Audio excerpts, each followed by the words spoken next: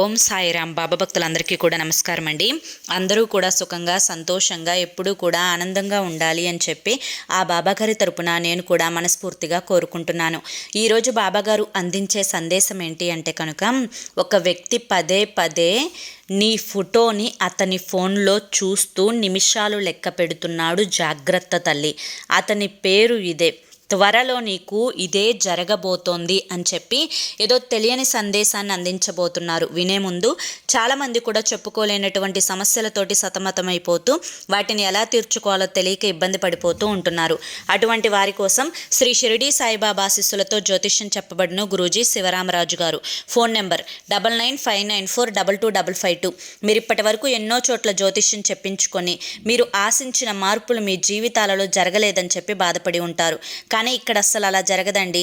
మీ సమస్యలు ఏవైతే ఉన్నాయో, ప్రేమ, పెళ్లి, ఉద్యోగం, రాజకీయం, సంతానం లేక ఇబ్బంది పడుతున్న, భార్యాభర్తల మధ్య గొడవలున్నా, అప్పుల సమస్యలున్నా, శత్రువుల సమస్యలున్నా, అవేంటో గురువుగారికి వివరించి చెప్పినట్లయితే వాటికి తగిన పూజలు చేసి గురువుగారు మీకు రోజులలోనే పరిష్కారాన్ని చూపిస్తారు.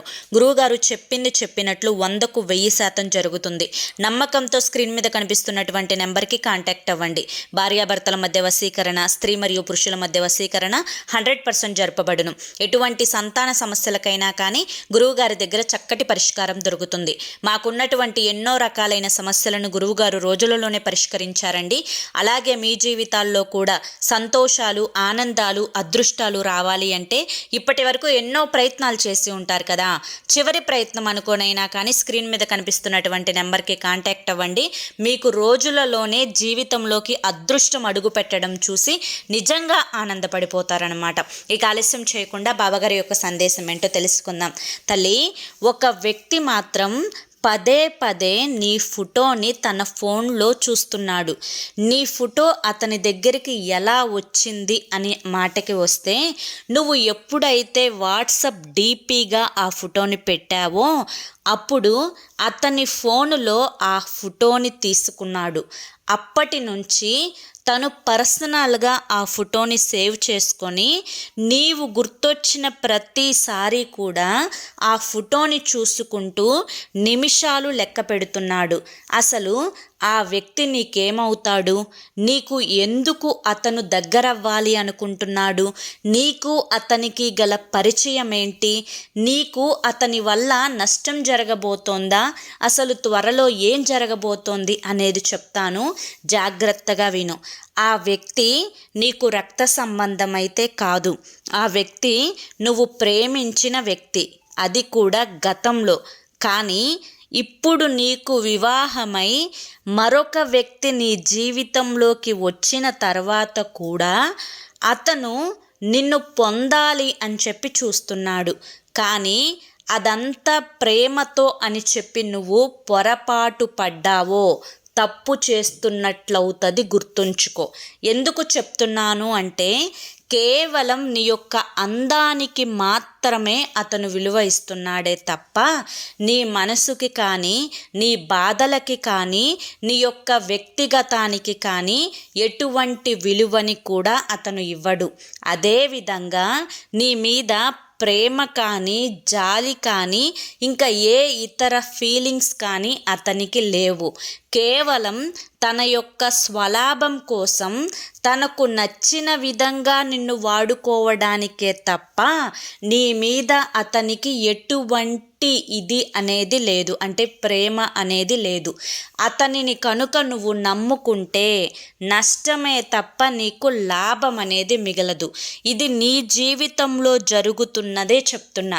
ఇది అందరి జీవితాల్లో జరగకపోవచ్చు, కానీ కొంతమంది ఆడవాళ్ళ జీవితంలో వారు మరొక వ్యక్తి కారణంగా తమ యొక్క వివాహ జీవితాన్ని పాడు చేసుకుంటున్నారు. ఇంట్లో వ్యక్తిని నమ్మకానికి పక్కన పెట్టి బయట వ్యక్తుల మీద నమ్మకాన్ని పెంచుకొని అనేక రకాలుగా మోసపోతూ కాపురాన్ని చల్లా చెదురు చేసుకుంటున్నారు. ఆ యొక్క జాబితాలో నీ పేరు ఉండకూడదు అనే నీకు నేను ముందుగానే హెచ్చరిస్తున్నాను. తను చెప్పే వగలబారి మాటలకు, తను చెప్పే మాయ మాటలకు, తను వేసే వలలో ఎప్పుడూ కూడా చిక్కుకోకు. అది నీతో అవసరం గడిచిపోయేంత వరకు మాత్రమే. ఎప్పుడైతే అవసరం గడిచిపోతుందో అప్పుడు ఎప్పుడు వదిలించుకుందామా అనే భావనతోనే నిన్ను చూస్తాడే తప్ప తన కుటుంబంలో తన యొక్క భార్యకు విలువనిస్తాడే తప్ప నిన్ను ఒక బజారు వ్యక్తిగా మాత్రమే పరిగణిస్తాడు అనే నిజాన్ని ఇప్పటికైనా గ్రహించు.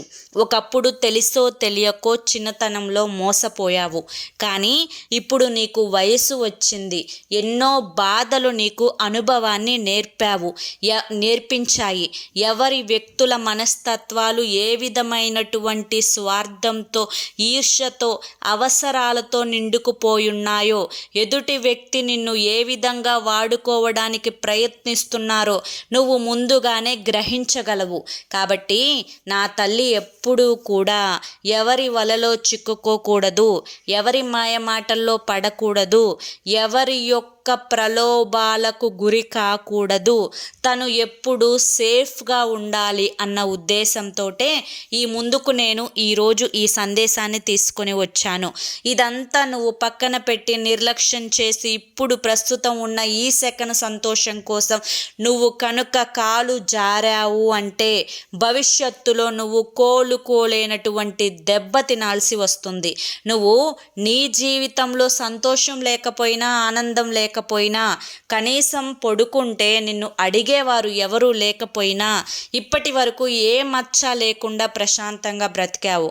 కానీ నువ్వు లేని పోని వేషాలు వేసి నీ యొక్క కుటుంబం మీద మచ్చ తెచ్చే ప్రయత్నం చేయకు. నీ బిడ్డల భవిష్యత్తు మీద నిందలు మోపే ప్రయత్నం చేయకు. ఇది ఎన్నో అనర్థాలకు దారి తీస్తుంది అన్న విషయాన్ని ఖచ్చితంగా గుర్తుంచుకో. ఒక తండ్రిగా నేను చెప్పే ఈ మాట నీకు అర్థమవుతుంది అని చెప్పి అనుకుంటున్నాను అని చెప్పి ఈరోజు బాబాగారు మనకి చాలా చక్కటి సందేశాన్ని అందించారండి. మరి బాబాగారు అందించిన ఈ సందేశం మీ అందరికీ కూడా నచ్చింది, అర్థమైంది అని చెప్పి అనుకుంటున్నాను. ఈ సందేశం అందరికీ వర్తించకపోవచ్చు, కానీ కొంతమందికి మాత్రం ఖచ్చితంగా వర్తిస్తుంది. మరి ఈ సందేశం మీ అందరికీ నచ్చింది, అర్థమైంది అని చెప్పి అనిపిస్తే ఈ వీడియోకి ఒక లైక్ ఇవ్వండి. అలాగే కింద కామెంట్ సెక్షన్లో ఓం సాయిరామ్ అని చెప్పి టైప్ చేయండి. మొదటిసారి మన సాయి పిలుపు ఛానల్లోకి వచ్చినట్లయితే మన ఛానల్ని సబ్స్క్రైబ్ చేసుకుని సపోర్ట్ చేయండి. మరి కొంతమంది బాబా భక్తులకు వీడియోని షేర్ చేయండి. మరి రేపటి వీడియోలో మళ్ళీ కలుసుకుందాం. అంతవరకు కూడా బాబా గారి యొక్క ఆశీస్సులు మీ మీద, మీ కుటుంబ సభ్యుల మీద ఎల్లకాలం ఉండాలి అని చెప్పి మనస్ఫూర్తిగా కోరుకుంటూ సర్వేజన సుఖినో భవంతు. అలాగే మీరు మళ్ళీ చెప్తున్నాను, మీరు ఎన్ని కష్టాలతోటి బాధపడుతున్నా చివరి ప్రయత్నం అనుకోనైనా కానీ స్క్రీన్ మీద కనిపిస్తున్నటువంటి గురువుగారి నెంబర్కి కాంటాక్ట్ అవ్వండి. సమస్యల నుంచి కొన్ని రోజులలోనే బయటపడి జీవితంలో ఆనందంగా ముందడుగు వేయండి. వెంటనే ఈ నెంబర్కి అయితే కాంటాక్ట్ అవ్వండి. జై సాయిరామ్.